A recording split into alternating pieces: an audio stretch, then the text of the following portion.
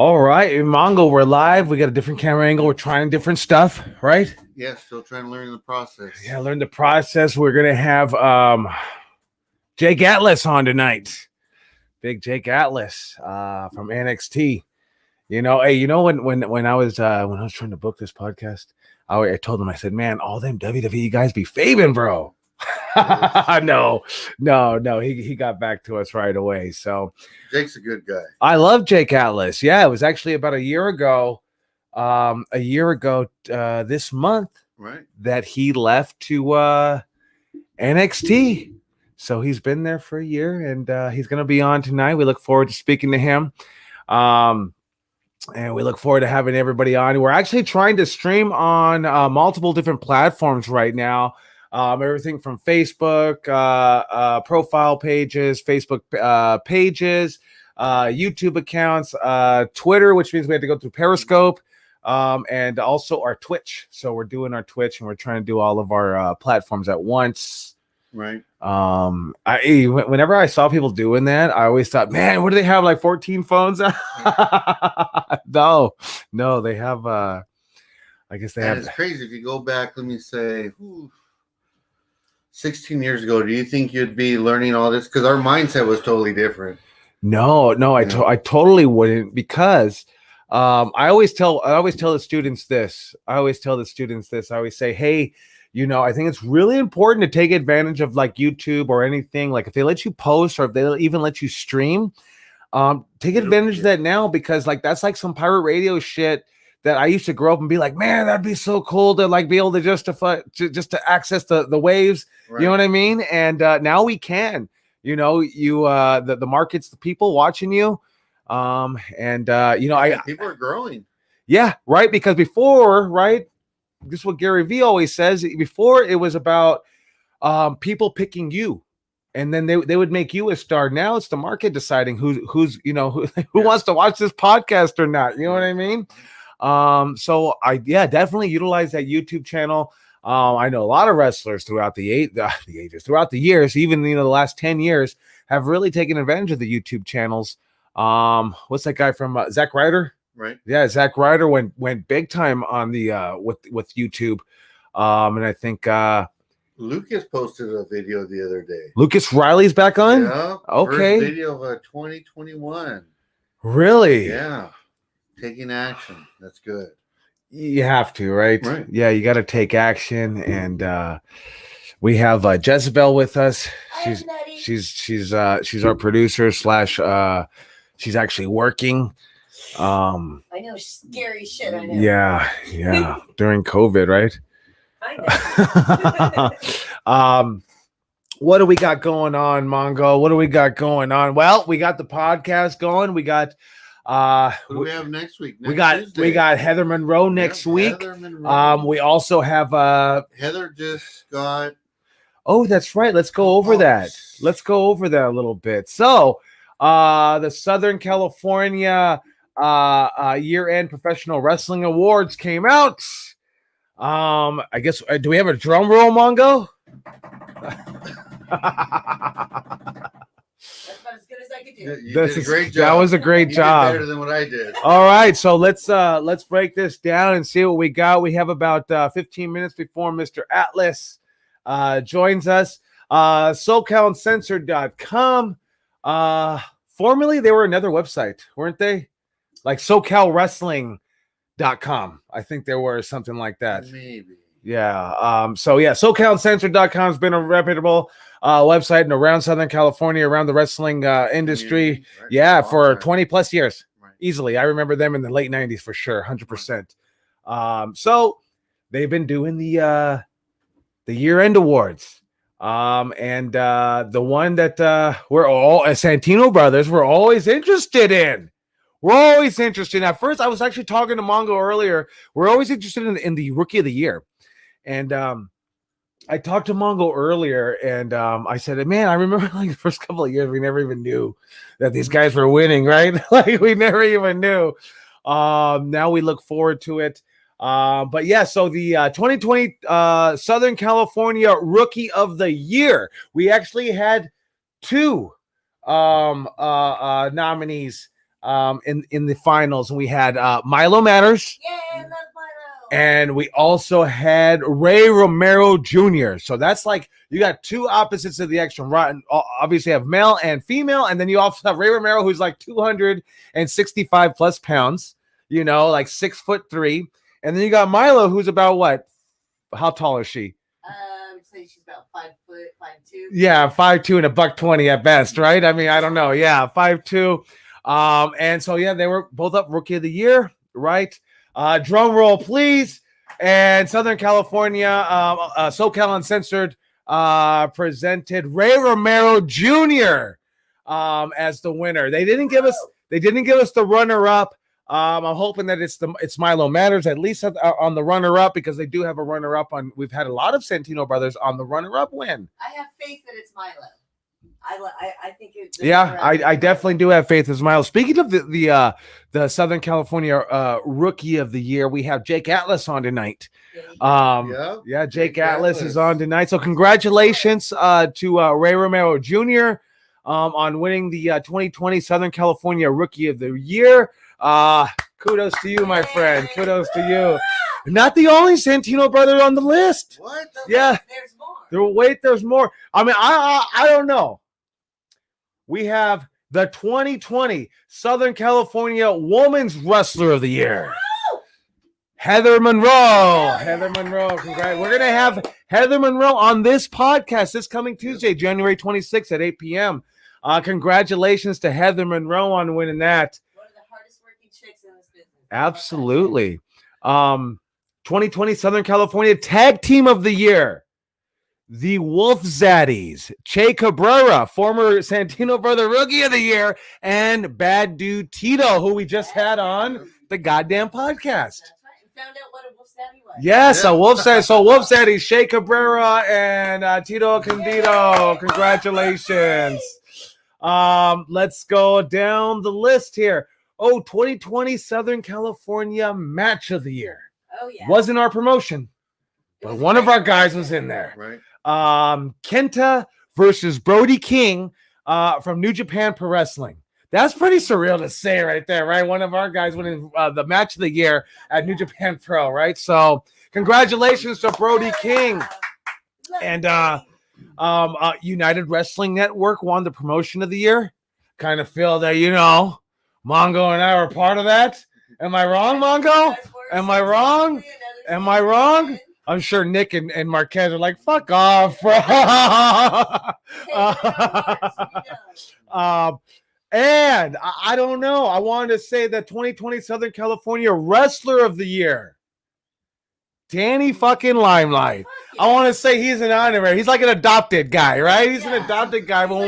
When we were working for the UWN, United Wrestling Network, that's where we got a chance to work with a lot of different people, including those 3 girls that just got signed. Lacey Ryan, Elena Black, and Priscilla Kelly. We're all at Primetime Live. So congratulations go all the way around. Congratulations, Danny Limelight. News just in. What's that? Jose Alberto Medina. Milo was the runner-up, and Ruby was the runner-up for the female wrestler of the year. Ruby Reyes, congratulations. Nice. And Milo, congratulations. Keep trying, little cheeky. Yeah, keep pushing on there. And I got to be honest, like 2020 was a disastrous year for Santino Brothers. Right? We not only shut down, we closed down. We've been on hiatus, so to still have that, and we still have ammo in our pocket for 2021. That's how much work we've been producing throughout the years. And I always thought, like, man, if Santino Brothers keeps going, man, we're gonna get all the wrestlers that are out in Southern California, and then it's gonna be like, that's it, crickets, no more. But they keep coming. But yeah, we definitely are very optimistic with the new administration. With the vaccines coming out, we are definitely optimistic about reopening the physical training, the Santino Brothers dojo. Definitely, it's going to obviously be at a new location. Bigger and better. Yeah, I mean, there's a what's happening on January 25th? Oh, yeah, January 25th. That's right. January 25th, we have the online class. Santino Brothers, our 3rd online class. We're going to run Monday, Wednesday, and Thursday at 6 p.m. Pacific time. It goes for 2 hours. We're going to be teaching everything from character development, promos, personality, match psychology, match breakdown, pro wrestling tips, among many other subjects that we're going to be covering. Really getting your mind right before you get into the physical training of itself. So that's starting January 25th. You can go to santinobros.net to get all the information and check us out. We do have some spots available. I think we have about 15 or 16 people signed up right now. So I think we want to close it at about 20. Because when we get to the promos, sometimes we go 3 or 4 hours. And so we want to definitely avoid doing that. So check it out, the Santino Brothers online class, COVID edition, COVID special, right? Of Santino Brothers training. Not all training happens physically in the ring, in the middle of that squared circle under the lights. A lot of it happens outside of the ring. A lot of it happens after class when you have an opportunity to spend hours with coach, or maybe you're driving 4 hours to Las Vegas, or 8 hours to San Francisco, or maybe even beyond, and you get to sit with a mind like Mongo or myself, and that's where we're really going to start peeling the onion back and giving you all the information. So sometimes for a lot of wrestlers, that's not available to them. Why? Maybe they're not one of the cool kids in the car taking the ride. You know what I mean? Maybe it's hard for them to get booked, so they're not even on the ride.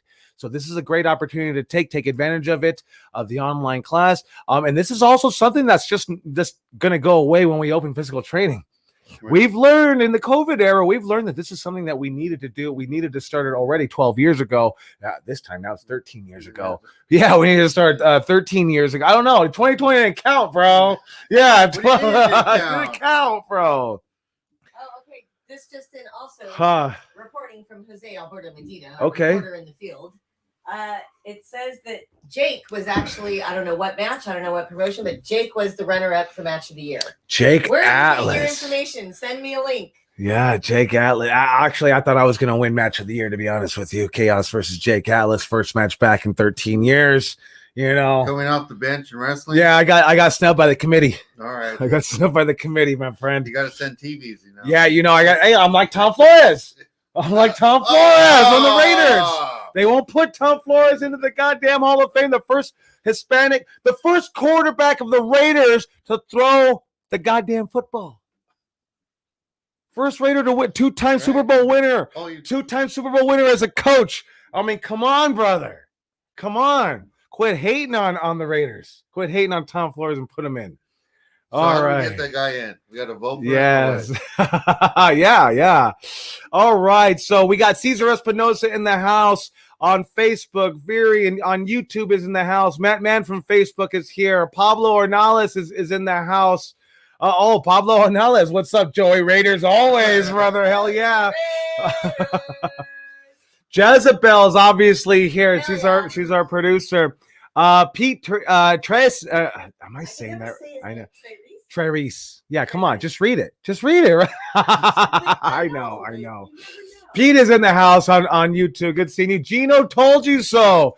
Gino, all the way from Albuquerque, New Mexico, Off the Ropes Training Center. Check him out if you're in New Mexico. He's training people right. He's taking the Santino formula that Mongo and Chaos and all the other trainers that have helped him along his career, and he's bringing it there to Off the Ropes in Albuquerque, New Mexico. So good seeing you, Gino. I want to do a shout out to our drama girl Alicia Warrington, who is on Facebook with us. Alicia Warrington.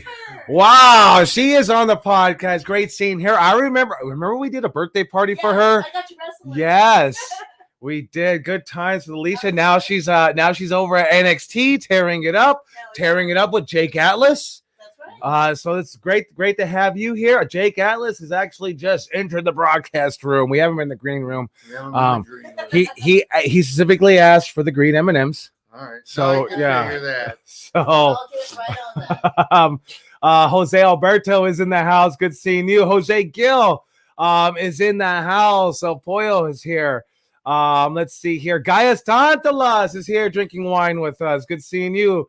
Arsenal 07 is in the house. Good seeing you. Bill Chu. Bill Chu is here. WrestleMania 21 on YouTube is here. Tim Greer on YouTube is here. Let's see. Oh, and Pete is here on Facebook also. All right, Pete. Alicia Warrington. Good seeing everybody. Everybody tuning in to watch. We got the man of the hour.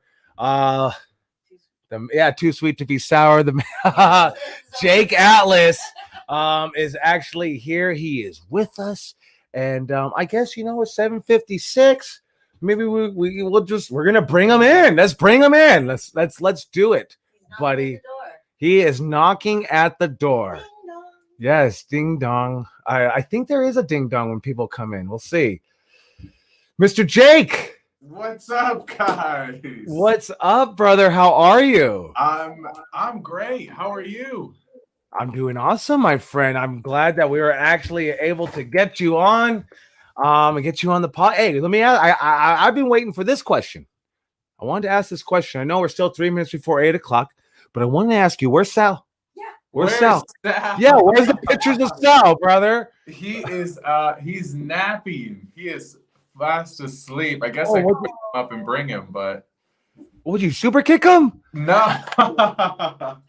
No. You hit him with the DDT off the top of the couch or what? He's a huge snooze. He's a huge snoozer. All right. Oh yeah. For those that don't know, Sal is Jake Atlas's four-legged fur baby. Am I right? Yeah, my first four-legged fur baby. What kind of dog is it? He is a Beagle and a Labrador mix. Oh, so he's like Snoopy, huh? And he is adorable. Yeah, he looks more like Scooby-Doo, but yeah. He's the cutest little dog in the world. He's pretty adorable. All right, man. It's so awesome to have Jake Atlas all the way from where are you living right now, man? Orlando, Florida? Orlando, Florida. Off what street? Pine something? I don't know any street. I remember working at Public Storage. I used to know some of the streets. Decatur, maybe? Decatur's around there? No, right? Decatur's. No. Oh, that's Georgia. That's Georgia. Wrong state. Yes, I definitely do. So all right. You know what? I'm the producer here. Sylvia's the / producer. Let me get something here. Better background for my man Jake. There we go. We got a little better background. All right. So we're kind of killing time before 8:00 because we know people are tuning in at 8, and we don't want to start the official podcast before 8:00. But I saw you in the broadcast room, and I wanted to bring Mr. Jake Atlas in and talk to you a little bit. I was just sitting here talking to Mongo and telling him it's been 1 year since you left us, Jake Atlas. Yeah, it has been 1 year. Jake Atlas, 1 year ago, got signed to WWE, and he reported to NXT. And he has been tearing it up, at least in my eyes. I hope in your guys' eyes. Oh, no, he's been doing a great job. He's been tearing it up for the last 365 plus days. But let me ask you this: you've been there for a year. How do you feel? Feel like there's room for growth. I think that's the main thing that I feel, that there's room to grow and explore new opportunities. I think I've been extremely blessed to be a part of the NXT roster the past year. And I think I realized that when I was listed as under the Future Star Award category for the NXT Year-End Awards. I think that's when it opened my eyes that I've been a part of NXT for the past year, and in some capacity, whether it is vying for the NXT Cruiserweight Championship, or it's tussling with Isaiah Swerve Scott. But in some way, I have been a part of NXT, and I think, for me, a year ago, I didn't think that I would be able to say that today. So now I think about what will I want to be saying a year from today? Right, writing down those goals. But come on, kind of surprising for you to say a year ago, right? When you had already left us, you didn't think maybe you thought you were going to be on the sidelines, I guess, huh? What did you think? I always come in with an open mind, and I just always come in wherever I go, I'm going to come in with an open mind, and I'm going to come in to work hard and do what I was taught to do by Santino Brothers, and kind of just see what happens, and do my best to be my best. And I was very fortunate enough to have been selected to participate in the NXT Cruiserweight Championship tournament at the beginning of the year, and had some victories there and showed that I had a fighting spirit. And I'm sure that opened eyes with management at NXT, and continued to push me through and give me opportunities as the year progressed. Nice. You talk about getting better at NXT, and I know that you're right. 2020, right? Wild year, no matter what. Wild year if you're just going to get signed and call it a day, right? But now you got this COVID that entered, and I know we've talked about it. But have you been able to go back to regular training? Is that something that's going on right now, or is it just? WWE has done an exceptional job of handling the COVID-19 crisis, and with all our protocols and safety precautions that we have to take, we've been able to safely resume training in some capacity, maybe for the past 6 months now. Yeah. Nice. So let me ask you, how does it feel? How did it feel? I mean, I don't know. I know it's probably not your first time, but now you're in a 20 by 20 ring. Am I wrong? Yes. I mean, from 16 to 16, you go, oh, well, that's 4 feet. It's a big 4 feet, isn't it? Yeah. It's a huge difference what the ring that we used to train in, but I've adapted well, and I think that I appreciate the space, the openness of this ring, because I was brought up in a smaller ring, so I definitely appreciate my parameters of what's around me in this new bigger ring. Any problems? And the reason I ask is because when Supreme and I started, and we started working out, man, we must have been in a 14 by 14 ring, maybe even smaller. It was really small. And then we got booked on our first show, July 7th, 1995, I think it was. And I remember whipping Supreme, right? Little kid Chaos whipping Supreme across the ring in the corner, right? Where's my thinking there? I didn't know much, but I whipped him, and I remember he turned around and he was like, Where's the turnbuckle? And he just kept going back and going back and going back, and he was like, I thought I never was gonna hit it. So has anything like that happened to you? Not from memory. I think I've done a pretty good job of adapting. Like it's pretty much, you kind of have to look at it the same way. It's the same ring, same steps. You just have to manage. You have to just be present in what you're doing and know that you got to look at where you're going. You got to look at your surroundings. You got to look at your opponent. You got to know what you want to do. But I don't think that I haven't had any issues thus far than probably just getting tired more often because it's so big. Getting tired is okay. Blowing up is not, right? No. What happened to that footage? Because you showed it to me. What? With Supreme trying to hit the ropes, going whoa, whoa, whoa, whoa, whoa. We were laughing. Someone has it. It's in the. I have it on 8mm. It's in my first match recorded. I have a lot of stuff on 8mm that Supreme gave me, and I was supposed to transfer. Never got around time to transferring it to DVD or digital. But yeah, I'll bust those out sometime especially for the YouTube viewers to see. So Jake Atlas, everyone would want to see that. What's that? That I want to see that. No, you don't, brother. Yes, I do. Let me ask you this: do you want to watch and he has all your first match you ever did? I think it was at the dojo for some kid's birthday party, right? Absolutely. Right. I mean, do you ever go back and watch that without cringing? I've probably watched it once and said, "Oh, I don't know when I'll be ready to watch that again." Yeah, see, exactly. But there's people out there. So if you want to see some Jake Atlas when he first started, go to the Santino Brothers YouTube channel, and we pretty much got it all there. Yeah, it was against Eli Everfly, and it was you're right. It was at a kid's birthday party at the Santino Brothers dojo, And man, that was quite an experience. Was that your first match before Robbie Phoenix? Yeah, that was right before. Yeah. Yep.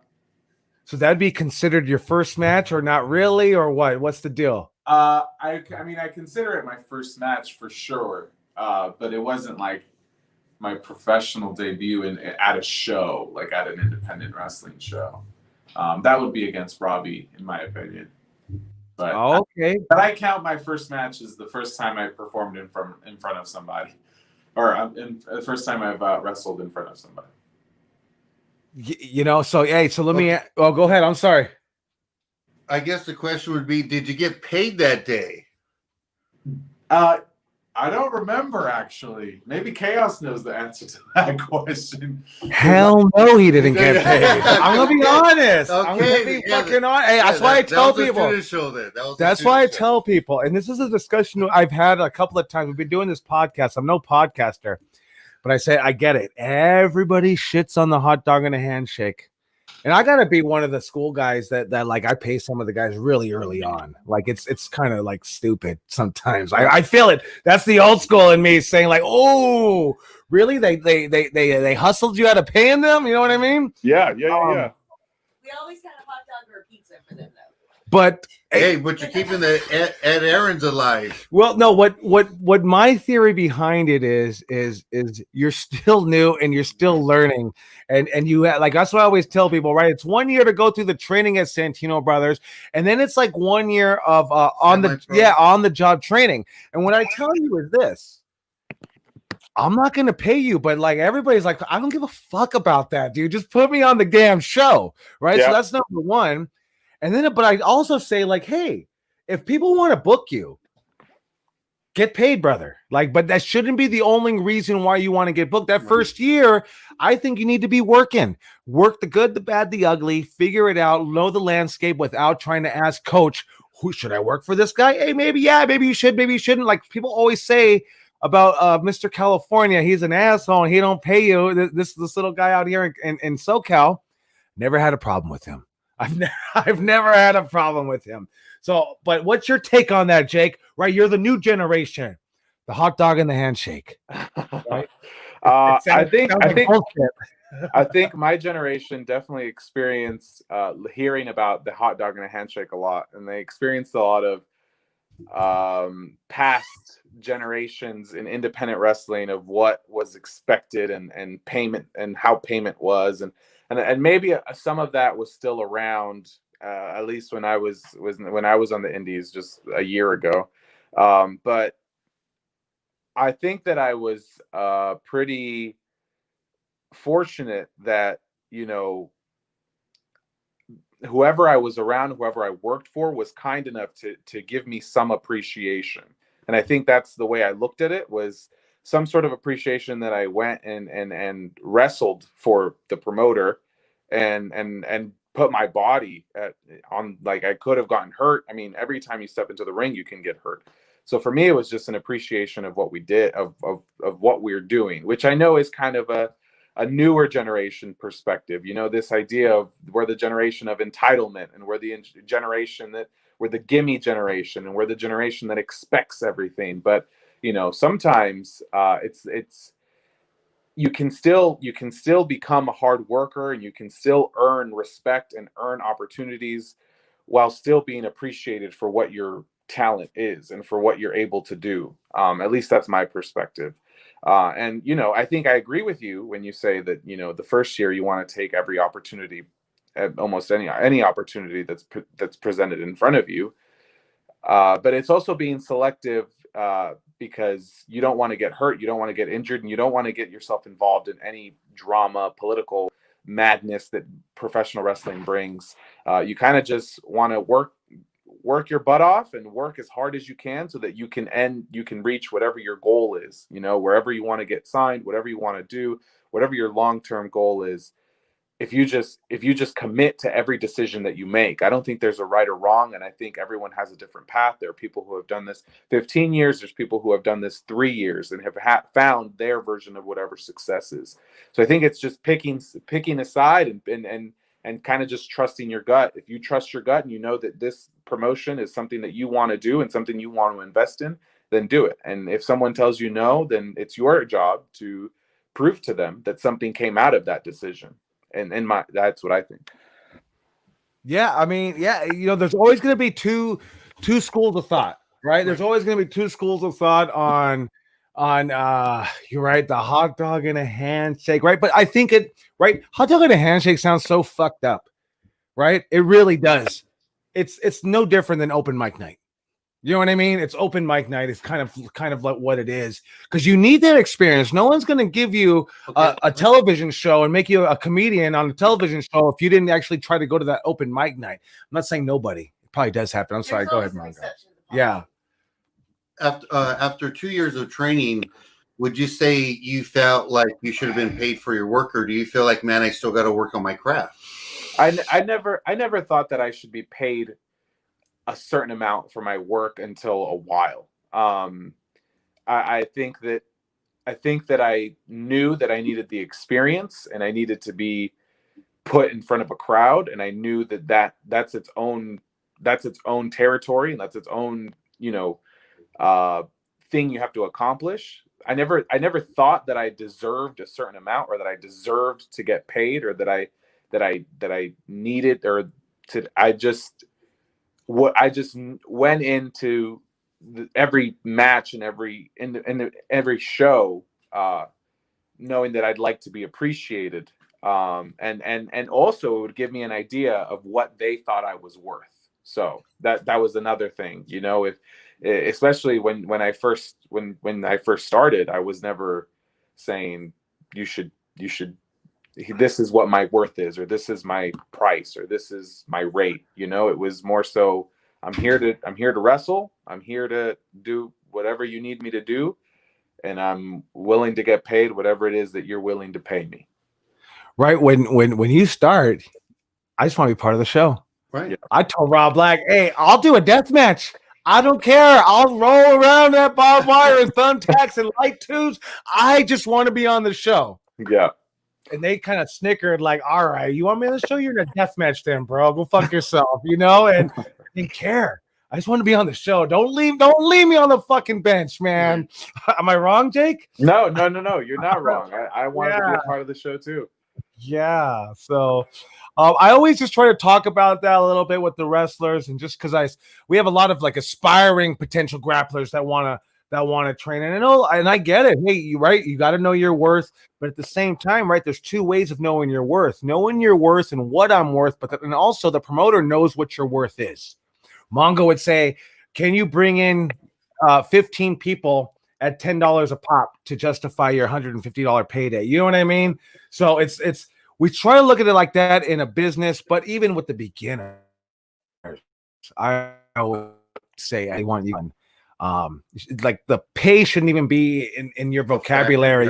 Factor in the first year. In my eyes, that's me. I'm old school, but I know Jake never had that problem, right? You and guys like Brody and Heather and Eli like really started getting that popularity. How did you guys do that? How did you do that? How did you gain popularity from can't even get booked on some of these shows, right? I think what helped was the fact that we all I think all the wrestlers that you named, Heather, Eli, Brody, in some way, we all got to a certain promotion and in some way connected each other to get ourselves to the other promotion where everybody was. And I think that what helped also is knowing that you trained us, that Robbie trained us, that Mongol trained us, that Santino Brothers had this reputation, and they knew that if we trained out of there, then we can trust that they know how to work, for the most part, or at least work through a match. But I think it was just a matter of showing up and committing to what I thought the fans wanted to see of me. I've always tried to pinpoint, okay, what is something that I did that connected, whether it was one thing or even if there was nothing at all. Sometimes I've had matches where nothing connects with the people watching. then I think to myself, okay, so then how can I improve? Am I going to keep doing the same shtick, or am I going to change something to get them to invest in me? And I think that that's kind of just how I played it. I showed up to every promotion that I thought I needed to be at, and I think they just knew that I was willing to help in any way, and I was willing to just be a part of the show, like you said. And with guys like Brody having debuted earlier, guys like Douglas James, Heather, Eli, they all played a part in helping me, and I hope that I did the same for those after me into getting me shows that they had already been on. So that was another thing that kind of helped put the pieces together and made the popularity, if you will, kind of rise quicker. Right? Like the network of Santino Brothers. So like, let me ask you, if I'm 22-year-old Kaos and fucking Jake Atlas just got signed out of the same school that I'm in, I'm hounding you. I'm like, what's up, bro? Help me out. Like, and then at the same time, in the back of my head, I'm like, he really don't deserve that. I deserve it more than him. Like, fuck that guy. I'm just trying to be real, Jake. Right. I can understand that perspective, and I think there are a lot of them that may feel that way. But I think that I've done a pretty good job of reaching out whenever I felt necessary to everyone that I think, and gave them. I may not necessarily have the answers on how to make it to WWE and NXT because I've only been here a year, but the best thing that I can give them is tell them what I did and how that helped me, and how they can find their own thing that can help them. You say you reached out, but have they reached out to you? That's the question. A few have. Good. Yeah, a few have. Yeah. The reason I ask is because I don't know. We were working at the Primetime Live, and we didn't have many people ask Mongo and myself. I don't know if we had the pull to get them on, to be honest with you. But we didn't get them to ask, right? And I think that sometimes it's like the same thing you said, Jake. I asked you, when are you going to be on PWG? Yeah. And in your head, you're like, dude, I got 3 years before I'm going to get on PWG, right? 3 to 5 years. Yeah. And I think there's that little bit of fear. That's why they're probably not asking you or asking me or whatever, trying to get up. What did Kaos do for 12 years?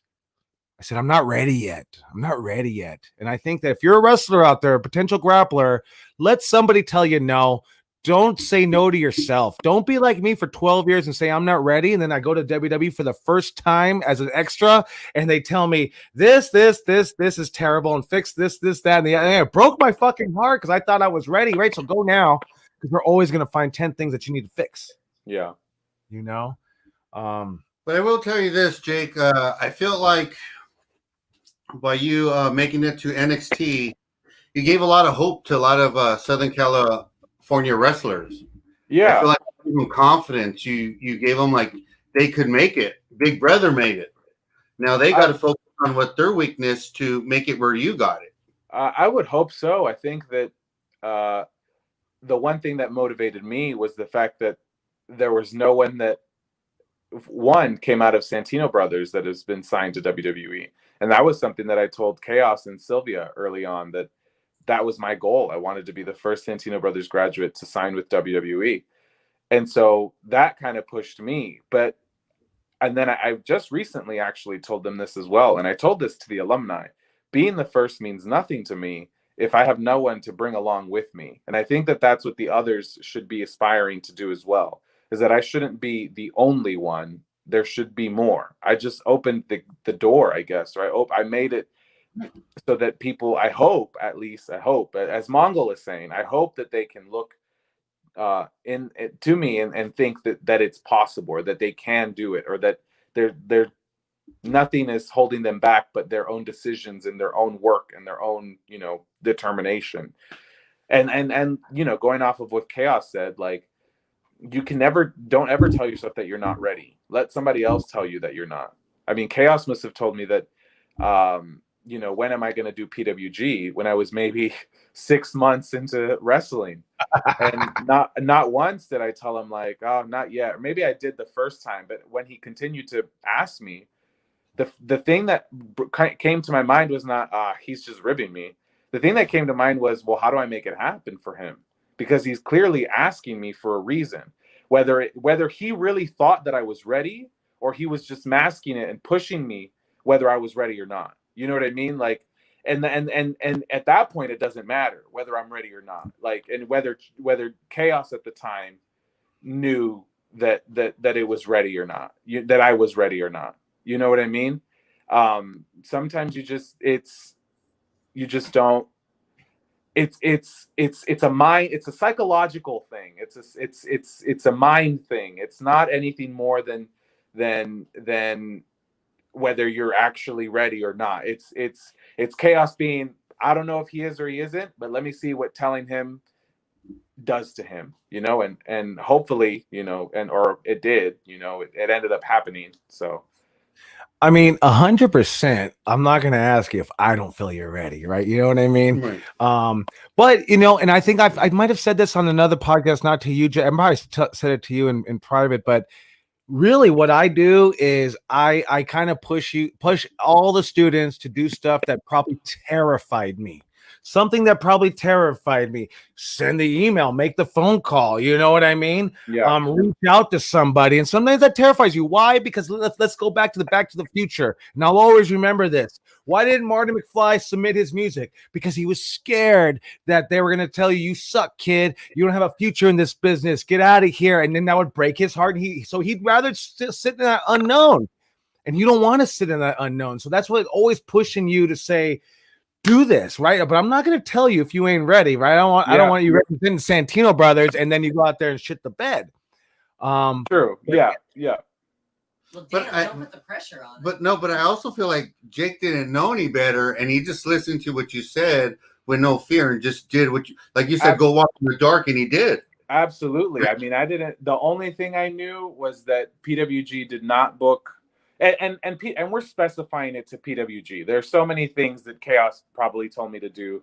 Like he probably kept telling me, you're like, do you want to go to WWE? Do you want to go to WWE? Or, you know, but we're using PWG as an example in that the only thing I knew was that there were no other Southern California wrestlers doing it. That we didn't know of anyone that we can call and be like, how'd you get on?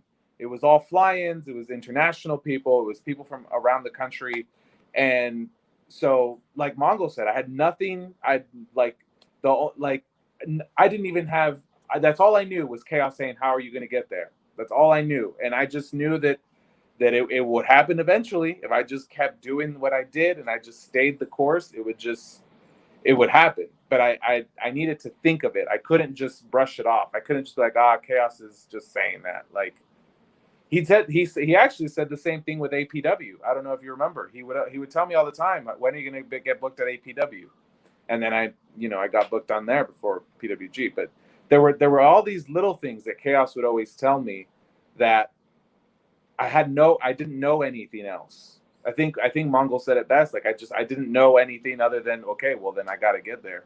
Especially someone who I wasn't familiar with the independents until I started training at Santino Brothers. So I had no other, I kind of just had to, there's this APW promotion. Okay, Chaos is telling me when I'm going to do it. Let me see. Type of thing. Told you to go follow the yellow brick road and you would have went, right? But you never steered me wrong, let me tell you. All right, we have a question over here. Jezebel, go ahead. Oh, All right. sorry. Yes, shut up, Mongo. Okay, from Pete on YouTube. Looking at the NXT roster, there are quite a few familiar faces from the LA Indies. Do you think working with guys like Swerve has helped bring out your best on NXT? Oh, absolutely, because we have a history and we kind of know each other's movements and we know we know our strengths and we know our weaknesses. So when we're trying to put the best match possible and trying to win on top of that, it makes it for better competition because we've been down that road before. And so now we have to get creative within ourselves. How can we improve, or how can we maximize, to accomplish what we need to accomplish? Nice. And you've known Swerve for a while, right? You didn't just meet him at NXT. Yeah, I've known him. I've known him since March of 2019 is when I met him. Where was the place that you first wrestled him? I wrestled him at APW, March of 2019. Nice. So that's kind of cool to have that journey, right? Going in, wrestling with people on the indies, and then you meet them there at the right at another company. I think it's always kind of nice to know somebody going in somewhere, you know? Yeah, no, absolutely. And I've always credited Swerve to on the indies showing me, you know, how to grow. You know, he was on his way here and I was on my way up on the indies.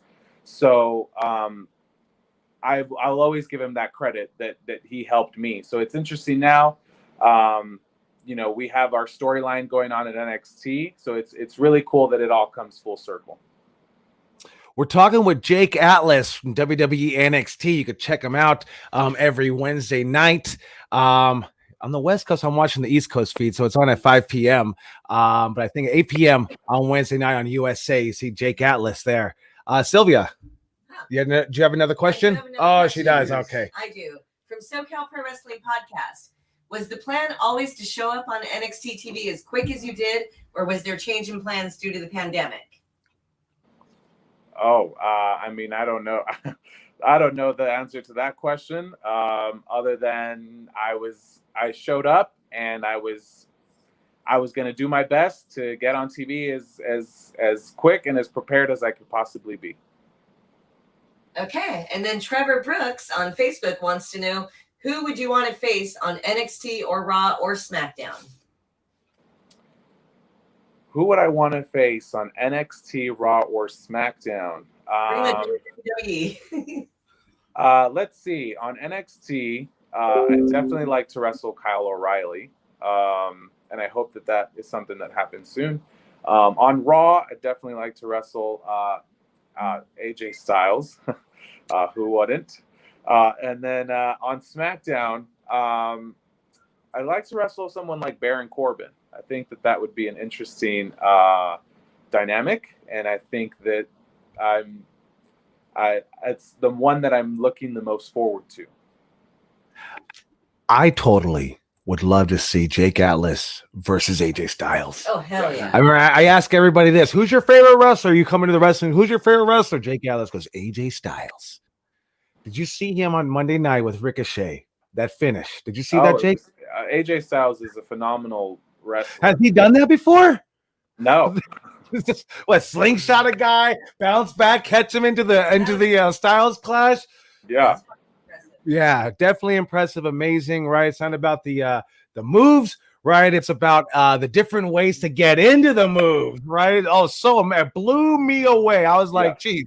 It pumped the hell out of me. And I could only imagine what Jake Atlas and AJ Styles could do. So, right, the power of positive thinking. It's gonna happen. It's gonna happen, right? Yeah, it's definitely gonna happen, Jake, and I look forward to seeing it. So I hope so. I mean, AJ Styles was someone that I looked up to back in his early days in the company he used to work for.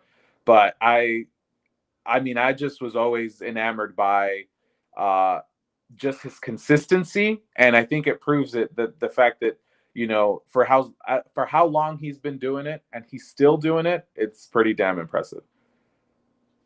He's been doing it for quite some time, hasn't he? Yeah. Yeah, he has been doing it easily 20 plus years, probably 22 plus years, maybe even more. Who knows? But yeah, he can go, man. He can go. If this was back in the day, right? They were calling Ric Flair and Hulk Hogan, like they were like old man. They would call them geriatric matches. Right. And he's the same age as what AJ Styles is today. You know what I mean? And he's going, flowing 100%. So I think some of these wrestlers, a lot of these wrestlers have proven that they've gotten better with time. And it's like crazy, right? Because your body breaks down. Yeah. Do you have any injuries right now, Jake? How you've been going at it wrestling for 5 years now? No. I've actually just reached my 4th year. In August. Okay, what training? With training 5. With training 5. No injuries, thankfully. I'm pretty healthy, actually. So I'm very lucky. And I'm just going to continue to. WWE is so great at taking care of its performers, not only with the rehabilitation and like, you know, the medical, but also just the strength and conditioning training. And I think that really allows us to have a solid foundation and kind of prevent injuries. So I've been pretty lucky, and I feel pretty good. So I hope that I just keep, you know, I hope that I just keep going on that, you know, and just feel good all the time. Yeah, and I always tell people, I get it. We wear knee pads. We wear knee pads. That doesn't mean slam your knees onto the mat. No. Right? No. Even with the knee pads. No, I would say probably the pedigree is one thing I can think about is the move that you might have to hit your knees. Right. Yeah. I would probably hit a one wing angel, you know, the double hook, and just sit down instead. That's what I would hit. Never land on your knee. Even on a splash, I always tell people, Jake, don't land on your knees. Land on the guy. He could take it. He's bracing for it. Don't worry about it. Hey, you should look like Rob Van Dam when you're splashing. All impact, all stomach. But yes, protect those knees. Even if they have great and taking care of you over there at WWE, you only get two all the time. I used to have a bad habit when I trained. When I would put on my knee pads, I would leave them on my ankles and never slide them up. I definitely always remember to slide them up. Well, you obviously can get through. Like, I don't think the last 5 years at the dojo, I don't think I wore knee pads, right? You're crazy. No, I'm not. I'm not landing on my knees. I smartened up. Yeah. That's what happened. I got smart. I would always think about that. How does Ric Flair do that? He got smart. He ain't doing stupid shit landing on his knees. Even his knee to the head, he don't land on his knees. There you go. You know, so work smarter, not yeah. harder. So for you potential grapplers out there, you only have one pair of knees. Take care of them. Yeah, you know, so don't slam your knees. And if you are, no, there is no if you are. But give him the option. Get Trace knee pads. Yes. Definitely get Trace. Double. What do you use, Jake? You use the different ones. What are they called? No, I use Trace as well. Oh, endorsement of Trace knee pads from a new schooler. What? Yeah, what? I use Trace. Nice. And I should wear I believe it's the Ace, the bigger, longer ones, and then the Trace on top of that. I'm thinking of doing that. Are you talking about the one Triple H uses? That like $80 sleeve. It's it's like a knee. Yeah, like a knee sleeve. Brody uses AMAs. I think they're called. Yeah, AMAs. those are like $80 a piece, aren't they? Yeah. And Trace 2 for $20, brother. And they last for 20 years. I'm living proof. Well, I'm living proof. It's not 2 for 20 anymore. But yeah, maybe it's 2 for 30 or 40. So yeah, potential grapplers out there. Yeah. Please don't land on your knees and go get Trace knee pads. I guess AMAs are okay, but those are like $80, man. You better hopefully they fit. But hey, in the long run, you got to take care of yourself too. So you might want to get the quality too. You know what would happen when I would put those AMAs on? Because Supreme would get those. It would like cut the circulation off, and I was like, "Oh man, my calves are numb. I can't feel my feet." Like, I don't know. I guess really, I've never tried them. That I think the one thing that you're right about. I'm curious to know if they'd fit. But I mean, I haven't really. I still just use the Trace. I'm just saying that I would like to use the AMAs. Yeah, when I first started, like, don't get bike. Even though you might see Bret Hart with some bike knee pads, they get terrible on the back of the knee.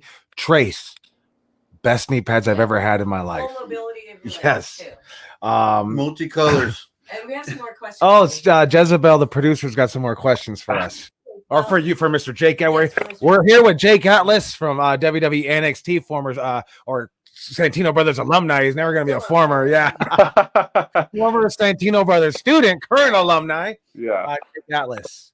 Okay, so Andy Brown wants to know, do you still love Andy Brown? Yes, I know he's watching right now. This is a shout out to Andy Brown. I think he's actually a phenomenal wrestler. I've plenty of times have said that he's better than me. I think that he has a lot of heart and a lot of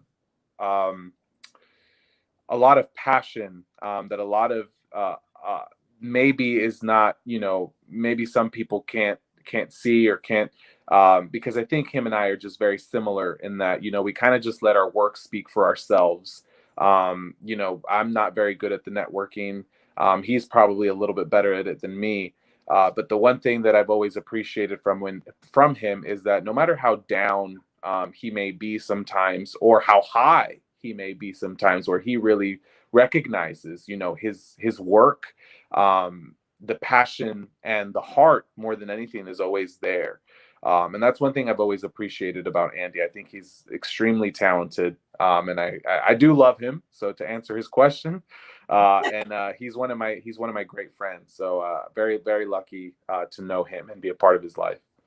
Hey, and we love you too, Andy. And we love you, Andy. I saw him post on Twitter, like right what all wrestlers go through. I know I go through it, even still to this day, of not believing in yourself. What am I doing? Am I good enough? Should I just quit? Should I just stop?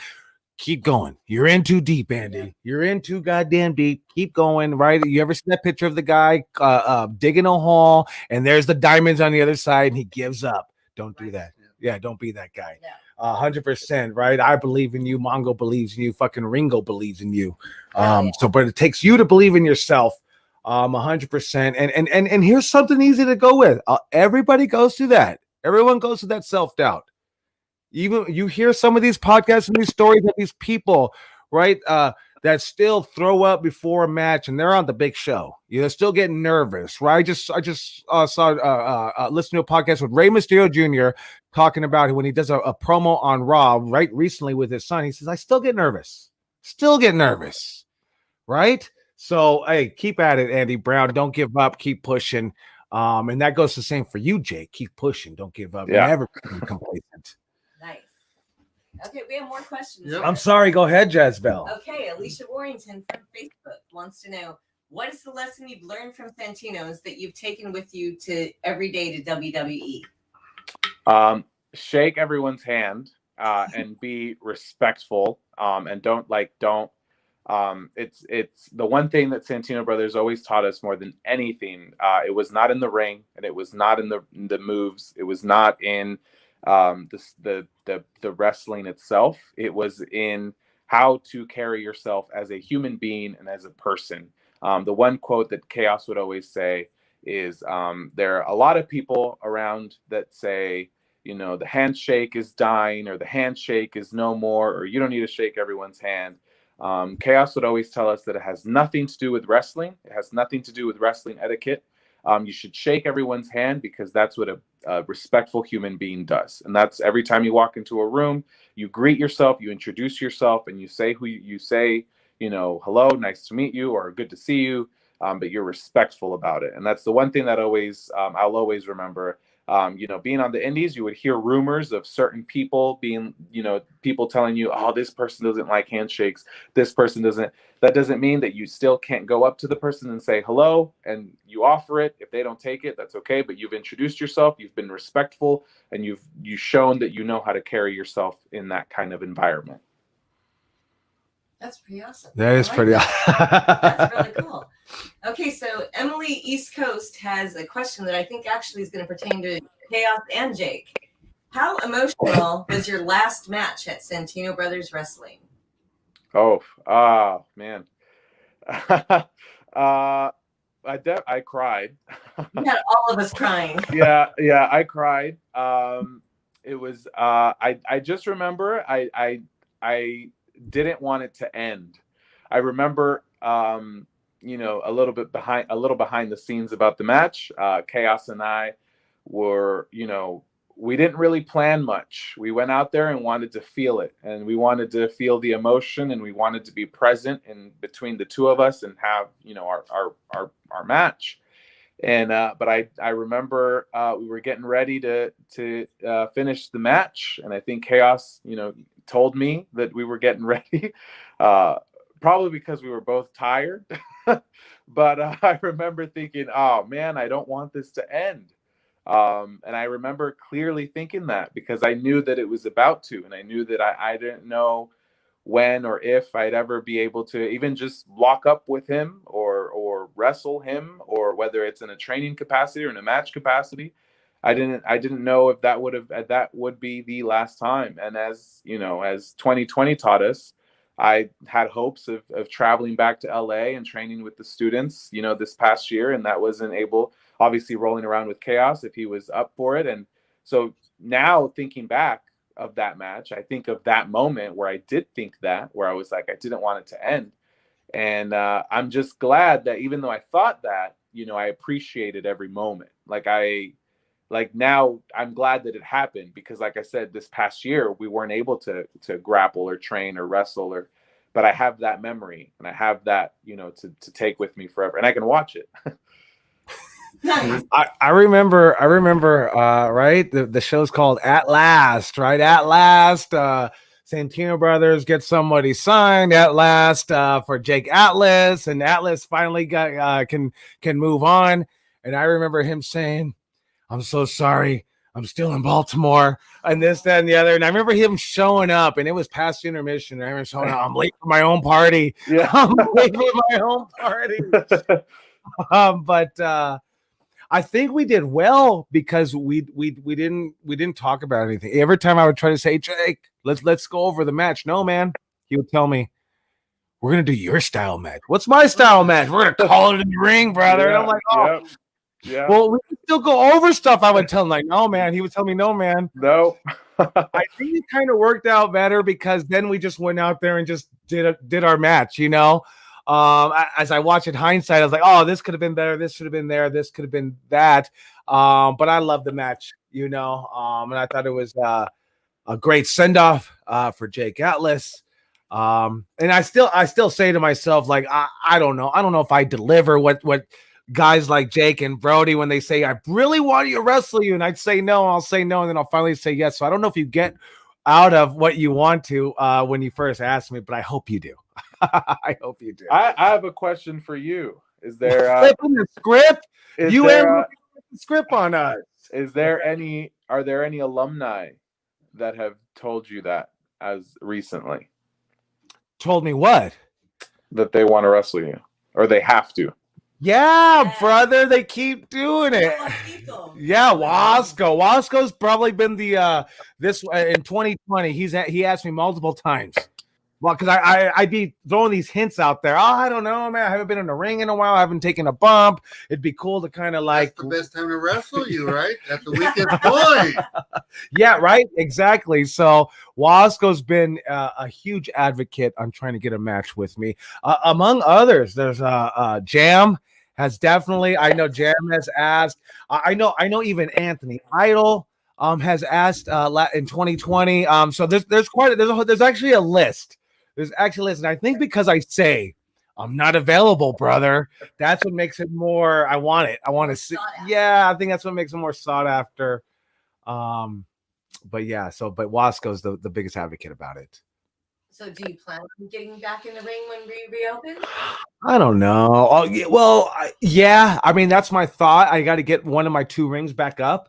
That's what I feel to get back into shape. But otherwise, it's a little thought in the back of my head. That's it. Okay. So I'll let you off the hook on that one.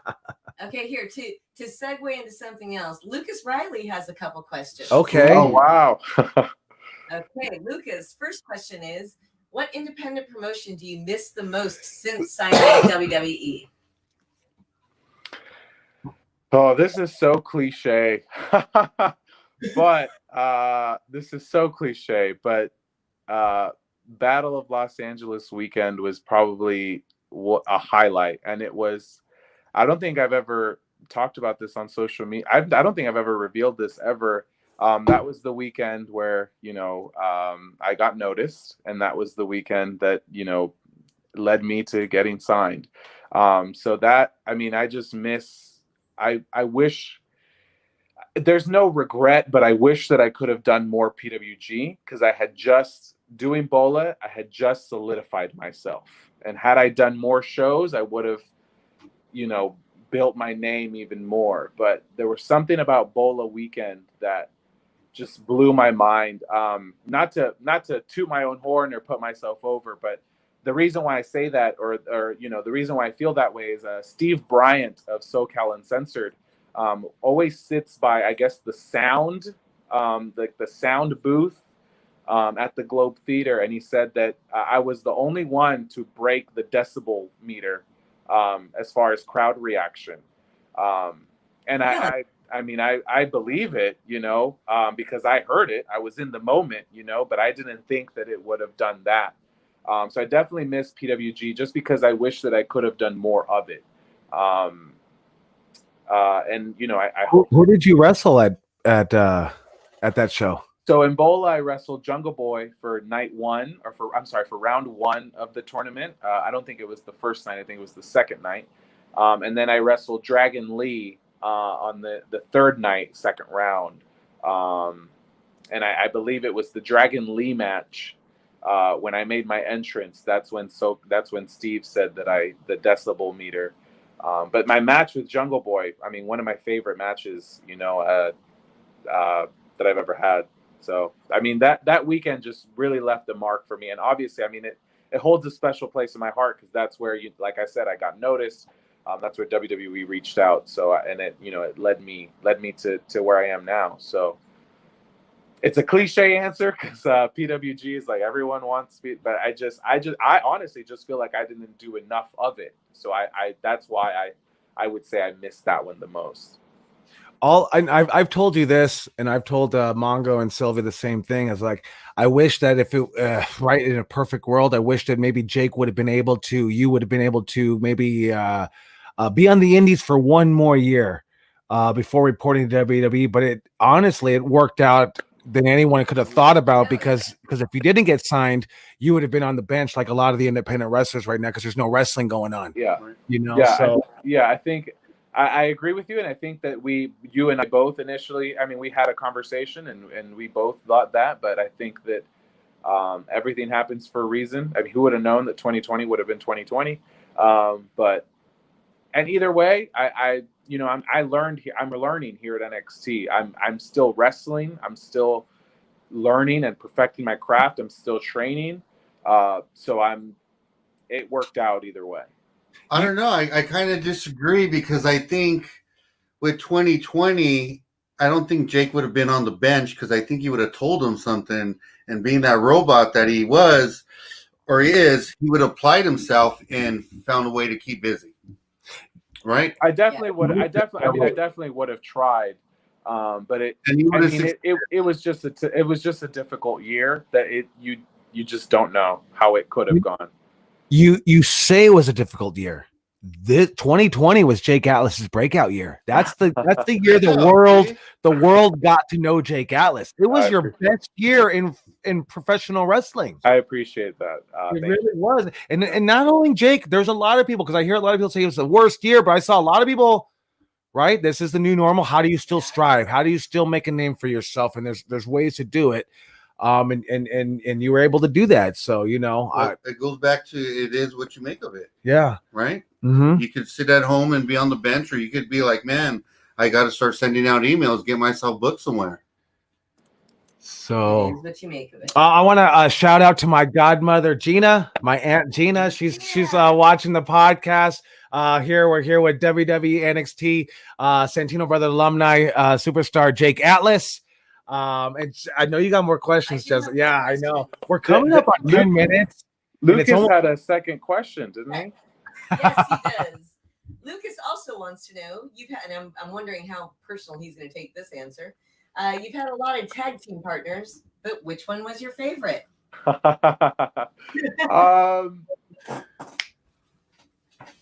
Woo! He put you on the spot. Oh, that's sounded a political answer right there. Sounded like he just chopped somebody. I think you have 10 minutes. No, I'm not saying this just because he asked, but I would say him. I would say Lucas Riley just because we had a natural chemistry. I enjoyed tagging with Heather and Dominic at Bar, and we made a lot of memories, and we had a lot of great matches. One that sticks out with Heather is Heather and I against Eli and Delilah. One of my favorite matches. I just recently watched that back, and And I was just really impressed at the four of us being Santino Brothers graduate.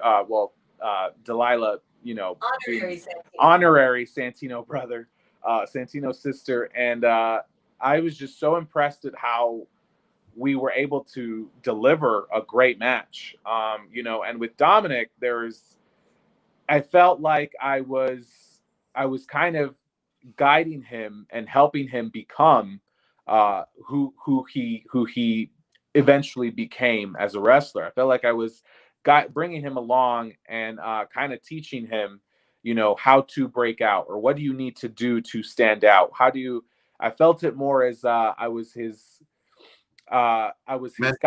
I was his mentor almost, as far as with Dominic. But with Lucas, we were both we both debuted the same year, only months apart, and we had just started tagging maybe a few months after we had debuted. So we were already the same experience. We were already at the same level almost. I just happened to, I just got more opportunities as the opportunities came, but we were neck and neck. And I think because of that, our chemistry was just there. Our chemistry was just because we were just there together. We had been training together. No one was above anyone. Like, we were kind of just here, and we did it together, whether it was at Championship Wrestling from Hollywood, or it was at Lucha shows in Southern California, or I don't think we ever got to tag, or maybe we tagged once at a Santino Brothers local show. But it was just the easy chemistry that makes me think that was, if I were to pick a tag team partner today that I can have on NXT, it would be him. Like, that's who I would want to bring. Lucas is a wrestler's wrestler. He's someone who doesn't need to train for 6 months, and he can just, like, he'll know what to do in a ring, and I'm sure Chaos has seen it. I know he's someone that does not need a training week. He'll go in and he'll know what he's doing for the most part. So I would say that he was my favorite. That was a very loaded personal question. He put me on the spot on that one. Hey, and Lucas Riley has got an incredible power slam. Reminds me of a young Chaos. Among other moves, but yeah. Because honestly, it looked like, just from the matches I've seen of you guys, you and Lucas just went out there and you had fun. Yeah. You guys were ass kickers. Both of you were ballsy sons of bitches when it comes to some of your moves that scared the shit out of me. But you guys just looked like you had fun, which was awesome. Speaking of Aerial Instinct, that was the team, correct? Yeah, that was the team name. Aerial Instinct, Lucas Riley and Jake Atlas, you wore long tights. Any possibility of bringing that back? Oh, I did wear long tights. I've been thinking about it. I kind of go back and forth on what I want to do with my gear. But we're thinking, the gears are going in here on what I want to do next, and what I want to wear, and how I want to look. I'll say that. Half bleached hair, right? That's something we've talked about plenty of times. Maybe not bleached. We'll see. I don't know. Look at Gary Oldman from Fifth Element, and that's how you should do your hair. You're almost there. Yeah, really. It looks good, man. Sylvia, I'm sorry. No, I've got plenty of more questions. Really? Okay. We got about 5 minutes left. I know it's probably about midnight over in Florida, so we got to let Jake get to sleep. So we'll try to get to as many more questions as we can before our time is up. Let's do it. Okay. Jose Gomez wants to know, was there any U.S. promotion or international promotion that you would have liked to wrestle before you made the move to NXT? Oh, let's see. International promotion that I would have liked to. I think I would have definitely, I would have definitely loved to wrestle in Japan. I think that I would have learned a lot. I don't think that there's any one specific promotion or dojo, because I think that Japanese pro wrestling is a style and in and of itself. So I think that I if there's anything that I guess I wish I would have done before signing with WWE was wrestled in Japan. All right. I'm still chasing that one, Jake. I think there's a really great question here from Alyssa Marino. That was my next question. Go ahead then, Sil. All right, from Alyssa Marino. I love that girl. How do you prioritize mental health and self-care in your busy schedule? It's definitely difficult.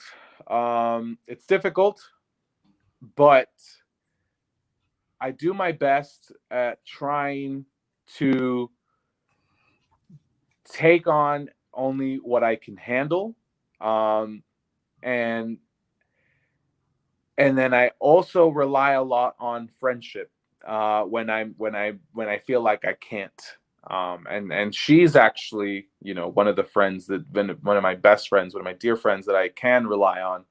I try to take on what I can, and I also owe it to myself to be honest and truthful, admit when I am wrong, when I am not okay, when I'm struggling, and communication is key for me. I'm really big on communicating when I'm not feeling well, and I think knowing that is important. Knowing that it's okay to not be okay is what actually helps me prioritize that. Otherwise, sometimes people can be overtly positive or push too hard, and then you have a crash. I like to be in the moment and knowing what I'm doing.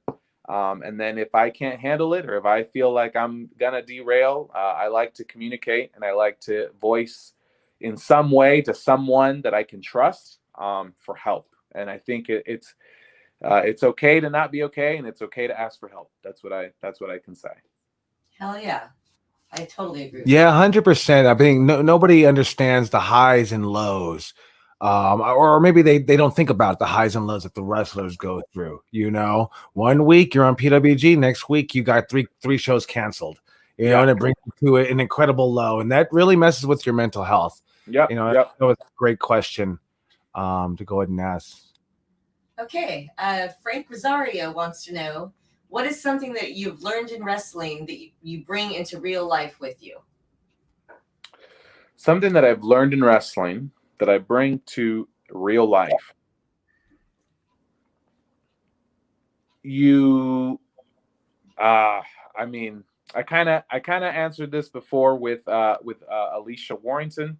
It's just the respect factor that wrestling teaches you, and this kind of this idea that you should have no ego, and don't take yourself too seriously. That's what I bring to life is this wrestling can be it can take a toll on you, as Kaos said, and it can be overwhelming, but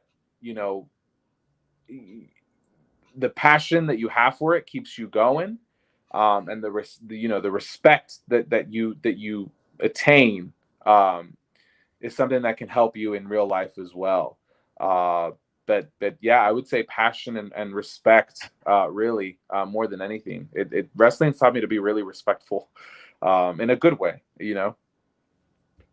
Nice. Yeah, 100%, right? Having that respect, earning that respect because you're a decent human being. We're on with WWE NXT superstar Jake Atlas, Santino Brothers alumni. And we're actually out of time. What my music teacher always used to say, time flies when you're having a great time. And I really appreciate you joining us, Mr. Jake Atlas. I do have one final question. If you guys want to follow Jake Atlas, you can follow him on Facebook.com/IamJakeAtlas. Follow him on Instagram at IamJakeAtlas, or Twitter at JakeAtlas_. Check him out there. And but I do have a question, Jake. Big money question. If the pandemic ended today, what's the first thing you're gonna do?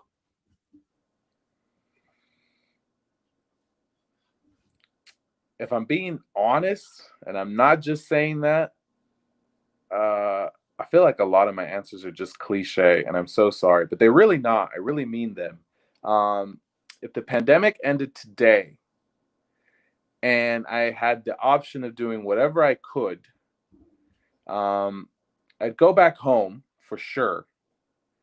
And I'd hug my mom, or I'd see my mom. But more than anything, I miss being at the Santino Brothers dojo. So I would like to wrestle there. I would like to just train and roll around there. I miss it a lot. So that's the one thing I can think of. That I don't know. That's literally the first thing that came to mind. So that's what I would do. And maybe it's because I had plans of doing that if the pandemic didn't happen. But you know, that's really surprising. That's my answer too. Oh man, yes. Hey, thank you, Jake. I know it's so late. It's already midnight over there in Florida. Jake's got to wake up early. I really appreciate you joining us, and all the YouTube and all the social media viewers with us today. Anything you want to end with before we let you go, Mr. Jake? Just you know what? Stay strong. Be kind to one another, and just give it your all. Try your best every day to be the best you can. I know that, nothing's really changed in this new year. Nothing's really, everything looks the same. But I would like you to know that this is not our forever. We've been through other stuff before. This is not our forever. We're not going to be in this state, in this situation forever, so look forward to what you can accomplish in this moment. But know that this isn't going to be your forever. This isn't anything that's going to last a lifetime. We're going to get through it. And the best way that you can get through it is by being kind to yourself, being kind to your neighbor, being kind to someone else. Because, hey, as much as you're struggling, they're struggling too. We're all struggling. So don't make life harder by making their life harder. Make your life easier by making their life easier and being kind, So that's all I have to really say. Amen. Thank you, Jake. Really appreciate you, man. I love you. Keep pushing. I'm always a phone call away, or even what I like better, the Zoom call away. Yeah. So We've got to do one soon, but yes. Absolutely. So I'm always in your corner, rooting for you 100%, 150%, even though my bosses just tell me that's not possible. But I'm rooting for you for 150%. Thank you, Jake, for joining us. Appreciate it. Thank you guys so much. I love you guys. Have a great night. Thank you. Awesome, brother. Take care. Love you, Jake. All right. So we're on with Jake Atlas, WWE NXT. And before we end, I want to just make sure to throw a shout out to everybody that was watching today. Wait. Wait. Before we end, the Rock Superstar Chaos has 2 challenges. Andy Brown is the first one. Whoa, Andy Brown. Andy Brown wants to challenge you, and the other one is your jam. Jose Alberto Medina, aka Hyde. Yeah, I know. I you guys are younger than me. You guys are quicker than me. There's no way this old man can keep up with you guys. So, there's no way this old man. But never say never. It's what I've always learned in professional wrestling. Never say never in professional wrestling, because when you say never, actually that means that's the next thing you're gonna do. Yes, yeah, totally is. I want to make a shout out to everybody that joined us today. Caesar Mespinoza, Very from YouTube, Matt Mann from Facebook, Pablo Ornales from Facebook, Jezebel Roma, who's sitting with us, Pete Tree Rice, Gino Told You So, Jose Alberto Medina, Jose Gill, Gaius Tantalas, Bill Chu, WrestleMania 21 over on YouTube. Tim Greer is in the house. Let's see, Alicia Warrington was here. Arsenal 07, Raul Gomez is here. Matt Mann, Tim Greer off YouTube is here. Raul Gomez, Patty Crawford is watching. Eric Denton, Alyssa Marino, Trevor Brooks. Let's see here. Arisa Bean. Eli fucking Everfly is watching today. Shout out to you, Eli Everfly. Let's see who else. Bob Evans, Coach Bob, was watching today. Shout out to you, Dallas James. Good shout out to you, my friend. Let's see who else is here in the house. Andy Brown obviously was here with us today. Big shout out to Andy Brown.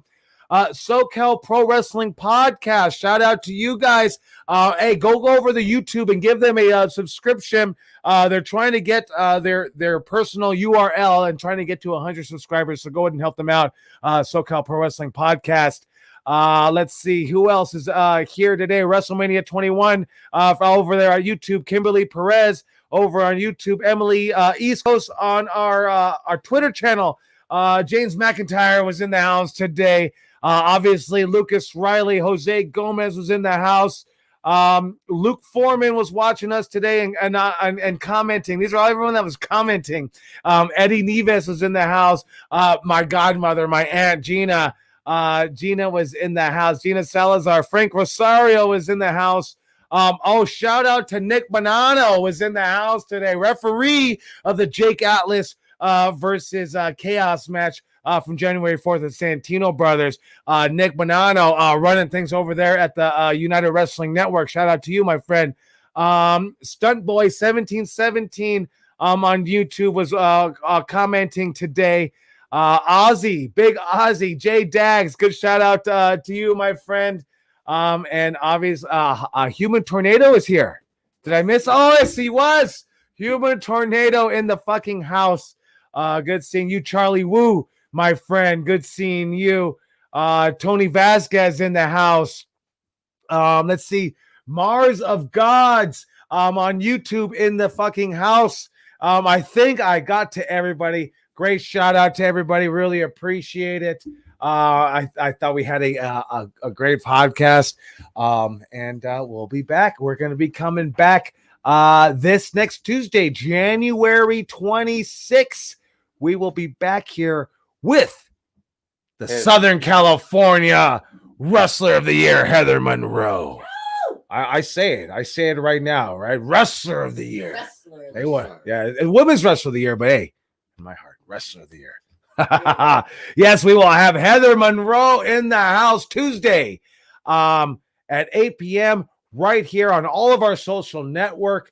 What do they call it? Social networking? Media platforms. Yeah, platforms. That's the word I was looking for. So Heather Monroe will be here. Here's the graphic so you guys can see it.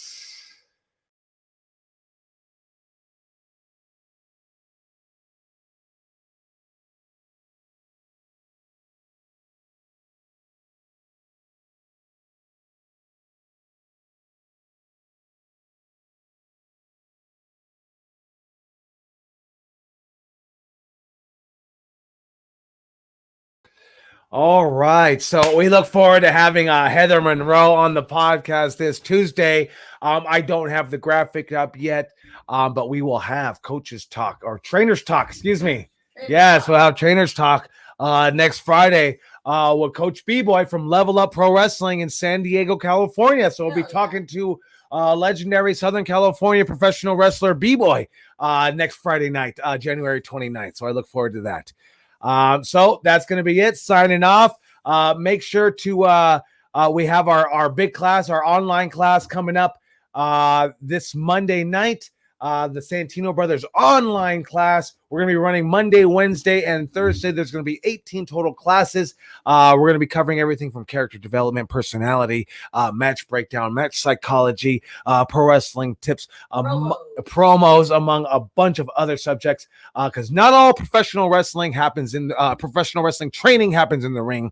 A lot of the good stuff happens in the rides, in the cars, after training. And so that's what we're doing here with the online class. Join us this coming Monday. You could check out santinobros.net for all the information where I actually even break down the entire curriculum for you, so you could check that out. And then make sure once you're already there at our santinobros.net on our website, make sure to check out our merch store for joggers, beanies, PPE mask, t-shirts, hoodies, and more. Even a bean bag. Even a bean bag. You can buy a Santino Brothers bean bag. So make sure to support Santino Brothers.